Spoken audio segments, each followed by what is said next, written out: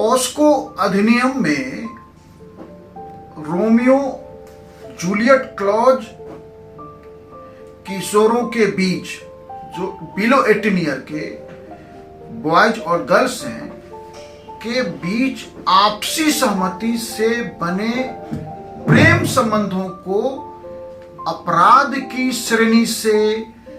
बाहर रखने या सजा में छूट देने के लिए सुप्रीम कोर्ट द्वारा की गई जो पहल है, सुप्रीम कोर्ट ने केंद्र सरकार को यह सुझाव दिया है और देश के विधि सचिव को सुप्रीम कोर्ट ने यह कहा है कि आपसी सहमति से पॉस्को एक्ट के तहत जो हम अपराध बना देते हैं आपसी सहमति से बने संबंधों को, जहां 18 ईयर से बिलो के बीच के बॉयज और गर्ल्स के संबंधों को, उसमें एक विशेष अपवाद का प्रावधान, एक स्पेशल प्रोविजन जोड़ा जाए, क्योंकि वर्तमान जो हमारा पॉस्को एक्ट है 2012, उसमें 18 ईयर से कम उम्र के बच्चों के साथ किसी भी प्रकार की यौन गतिविधि, किसी भी प्रकार की फिजिकल एक्टिविटी अपराध के दायरे में है, भले ही वह संबंध आपसी सहमति से क्यों न बना हो। और पॉस्को एक्ट इतना सख्त एक्ट है कि जिसमें आपसी सहमति से भी, पूर्ण सहमति भी है, फिर भी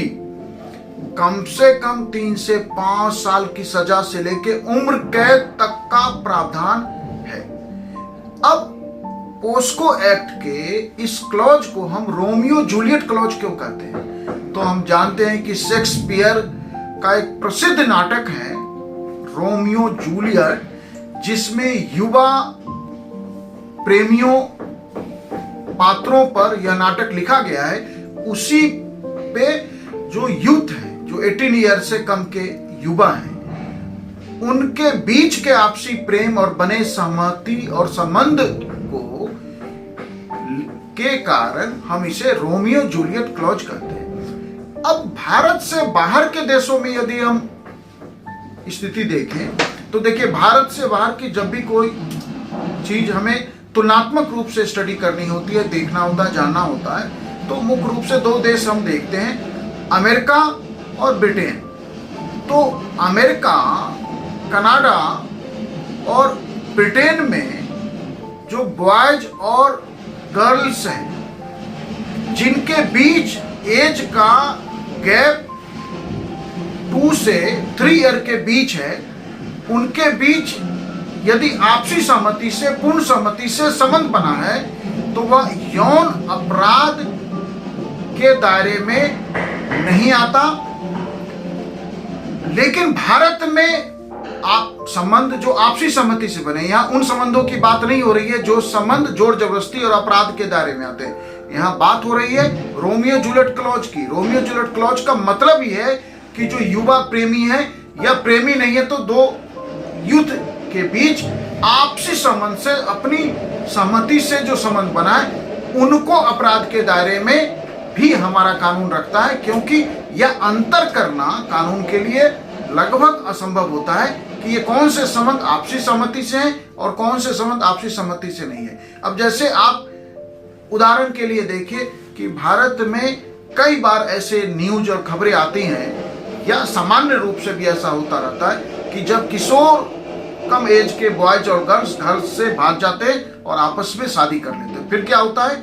कि गर्ल्स के साइड के जो घर वाले हैं वो गुस्से में भर जाते हैं, उन्हें बदला लेना होता है बॉयज साइड के लोगों से।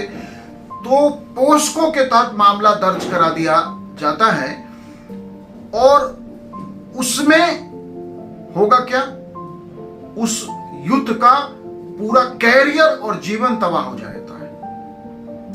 एक घटना जिसको मैंने सीधे मेरे निगाह में है, नजर में है, कि एक बच्चे ने प्रेम संबंध में भाग के मैरिज कर लिया और वो दिल्ली जाके रहने लगे। 3 महीने के बाद गर्ल्स को, मतलब जो वाइफ थी उस बच्चे की, उसको याद आया अपने घर वालों की, तो वो आसपास के किसी बूथ से जाके उसने कॉल किया। कुछ साल पहले की घटना है। और इस तरह से घर वालों ने ट्रेस कर लिया। फिर वो पुलिस के माध्यम से उस बच्ची को रिकवर किया। और जिस भी तरह का प्रेशर डाला हो, मैं मर जाऊंगा, सब सुसाइड कर लेंगे, तुम्हें मार देंगे, उसे मार देंगे, जिस भी तरह का प्रेशर टैक्टिक्स इस्तेमाल किया हो घर वालों ने, उस प्रेशर टैक्टिक्स का इम्पैक्ट ये हुआ कि उसके घर वालों ने जब पोस्को एक्ट में केस दर्ज कराया तो उस लड़की ने यह बयान दिया कोर्ट में कि हमें बाला फुसला के ले गया था, जहां आपसी सहमति से प्रेम था, जहां आपसी सहमति से भाग के मैरिज किया था, जहां 3 महीने से संबंधों में पति पत्नी की तरह रह रहे थे, लेकिन परिवार के दबाव में उसने ये स्टेटमेंट दे दिया कि यह जो है बाला फुसला के मुझे ले गया था। तो ऐसे में क्या हो रहा है कि जो रोमियो जूलियट क्लॉज के कारण, जो पोस्को एक्ट का एक क्लॉज है, उसके कारण बच्चों का पूरा जीवन तबाह हो रहा है, मतलब कि पूरा कैरियर बर्बाद हो जाता है। इसीलिए सुप्रीम कोर्ट को यह लगता है कि अब समय आ गया है कि जब हमें इसमें अपवाद की श्रेणी का भी प्रावधान करना चाहिए। इसलिए सुप्रीम कोर्ट चिंतित है, क्योंकि इसका दुरुपयोग भी हो रहा है और इसके कारण देश में कई बच्चे जो ठीक से समझ नहीं रखते, जिन्हें ये पता ही नहीं है कि इस प्रेम संबंध और आपसी सहमति से बने संबंध की कीमत आजीवन कारावास तक हो सकता है, यह उनकी समझ नहीं है। और इतना प्रेम का आवेग कहिए या उसको आप केमिकल लोचा कर लीजिए, कुछ भी कर लीजिए, वो उस एज में इतना तेज होता है कि उस समय इतनी सारी बातों को समझना और अकॉर्डिंग एक्ट करना संभव नहीं होता। इसलिए भारत में भी सुप्रीम कोर्ट चाहती है कि जहां एज गैप 2-3 साल का है, कि उदाहरण के लिए, एग्जाम्पल के लिए मान लीजिए कि 16-17 ईयर की गर्ल्स है और 18 ईयर का बॉयज है, तो जहां 2 से 3 साल का एज गैप है, वहां सुप्रीम कोर्ट यह चाहती है कि भारत में भी पूर्ण सहमति से बने संबंधों को, पूर्ण सहमति के संबंधों को अपवाद स्वरूप, अपवाद के एक्सेप्शन की कैटेगरी में लाकर हमें अपराध के दायरे से बाहर करना चाहिए। हाँ, कोई संबंध यदि जबरदस्ती में बना है, डर में बनाया गया है, पैसों के लालच में बना है, या ह्यूमन ट्रैफिकिंग के कारण, या ताकत का एब्यूज ऑफ पावर, बहुत सारे लोग एब्यूज ऑफ पावर के कारण ऐसा करते हैं, तो ऐसी स्थिति में उसे जो पोस्को एक्ट के तहत ही केस चलना चाहिए और अधिकतम सजा भी होनी चाहिए। अब भारत सरकार का इस पे क्या दृष्टिकोण है, तो विधि आयोग और भारत सरकार सहमति की उम्र को 18 ईयर से घटाकर 16 ईयर करने का विरोध कर रही है, या विरोध कर भी चुकी है। सरकार का तर्क है कि भारत में बाल विवाह का दर काफी है, भारत में चाइल्ड एक्सप्लॉयटेशन के मामले बहुत हैं और गर्ल्स के ट्रैफिकिंग के बहुत सारे मामले हैं, जहां इस कानून का दुरुपयोग किया जा सकता है पोस्को एक्ट से बचने के लिए। इस अपवाद वाली श्रेणी का दुरुपयोग होगा और भारत में सामाजिक विकास के लिए, जीवन को बेहतर करने के लिए जो चाइल्ड मैरिज है उसे रोकना जरूरी है। और इस दिशा में यह यदि कानून बनाया जाता है या छूट दी जाती है तो उसका मैक्सिमम दुरुपयोग हो सकता है। यह डर भारत सरकार का है। सरकार का यह भी कहना है कि जो पिछड़े हुए इलाके हैं, जो ग्रामीण भारत है, वहां इस प्रावधान के तहत जोर जबरदस्ती से बने संबंधों को भी डरा के, धमका के, पैसे के लालच से संबंध बना के और फिर इस प्रावधान के तहत उस शोषण को सहमति का रूप दिया जा सकता है। डर, भारत सरकार का डर और विधि आयोग का डर एकदम वाजिब है और सुप्रीम कोर्ट की चिंता भी वाजिब है। इस दिशा में कोई भी तर्क पूर्ण नहीं हो सकता है कि सुप्रीम कोर्ट का कहना ही पूरी तरह ठीक नहीं है, क्योंकि निश्चित रूप से इसका दुरुपयोग हो सकता है, और सरकार का कहना भी ठीक है कि इसका दुरुपयोग हो रहा है और आगे और ज्यादा हो सकता है। यदि हम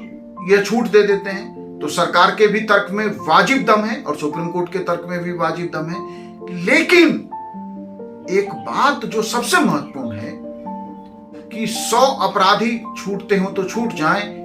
एक निर्दोष को सजा नहीं होना चाहिए। आपसी संबंध से बने संबंधों में भी, आपसी सहमति से बने रिश्तों में भी, परिवार के दबाव में या किसी भी तरह के प्रेशर में जिस तरह की स्थिति बन जाती है और जहां एक युद्ध का पूरा कैरियर और जीवन तबाह हो जाता है, उसे भी तो बचाना है आपको। इसीलिए इस दिशा में बहुत सावधानी से सोच समझकर हमें एक कानून की जरूरत देश को है।